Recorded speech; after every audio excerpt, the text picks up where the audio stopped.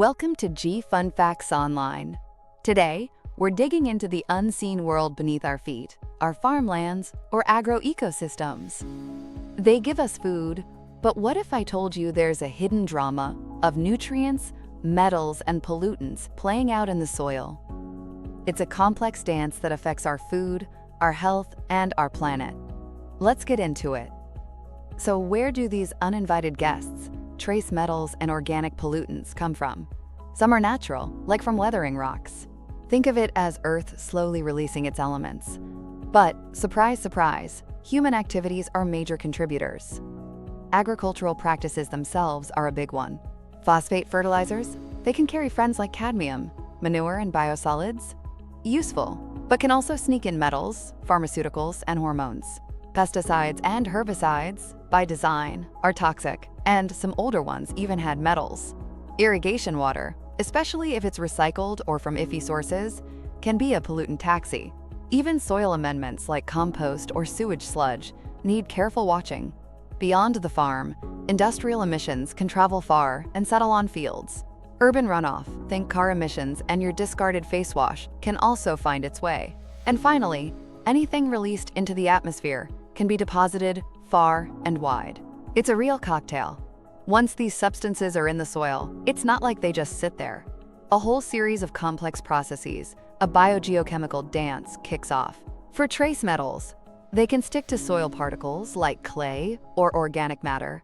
That's adsorption, making them less mobile. But changes in soil conditions can make them detach or desorb. They can also precipitate, becoming solid and less available, or dissolve back into the soil water. Metals can also form complexes with other substances, changing their mobility and toxicity. Plants, of course, can suck them up through their roots. Some are nutrients in tiny amounts, but toxic in larger doses. Tiny soil microbes also get in on the act, transforming metals in various ways. And if they're mobile, metals can leach down into groundwater or get washed away in runoff. Organic pollutants have their own moves. They too can adsorb to soil. Some can simply evaporate into the air. That's volatilization. The really interesting part is degradation. Soil superheroes, bacteria and fungi, can biodegrade many organic pollutants, using them for food. How cool is that? But it depends on the pollutant and soil conditions. There's also abiotic degradation, chemical reactions or sunlight breaking them down, though usually slower in soils. Plants can also play a role in phytoremediation, taking up and sometimes breaking down these pollutants. And just like metals, if they're water-soluble or stuck to moving particles, they can leach or run off, contaminating water. What directs this complex dance? Several things.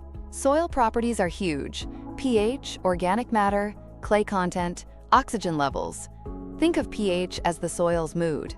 It affects how soluble metals are and how active microbes are. Climate is another big one. Temperature and rain influence weathering, how pollutants move, evaporation, and microbial life. And, of course, how we farm matters immensely. Tillage, what fertilizers we use, how we irrigate, the crops we choose, and how we manage drainage. All these decisions impact where pollutants go and what they do. So why does all this soil chemistry matter to us? Big time. First, food safety and human health. If toxic metals like cadmium, lead, or arsenic, or persistent organic pollutants build up in crops, they end up on our plates. Not good. Second, soil health itself. High contaminant levels can harm beneficial soil microbes, messing with nutrient cycles and fertility. Third, environmental contamination. When these pollutants leach into groundwater or run off into rivers and lakes, they harm aquatic life and can contaminate drinking water sources. This affects entire ecosystems and biodiversity. It sounds a bit grim, but there's hope. We can manage this. The first step is source control. Basically, stop putting so much junk in. Cleaner fertilizers, better pesticide management, treating wastewater, controlling industrial pollution. Sustainable agriculture is key. Precision farming to use inputs only where needed. Organic farming to avoid synthetics, cover crops and crop rotation to boost soil health and reduce runoff, and conservation tillage to protect soil. We can also use soil amendments like biochar to help lock up contaminants. Phytoremediation, using plants to clean soil, is a fascinating area. Better water management and, crucially, regular monitoring and strong regulations are essential. It's a complex problem, but ongoing research is helping us find smarter ways to ensure our food is safe and our environment is healthy. So the next time you see a farm, remember the incredibly complex world working silently beneath the surface. Understanding and protecting our agroecosystems is vital for a sustainable future. That's all the dirt we have for you today on G Fun Facts Online. Thanks for tuning in.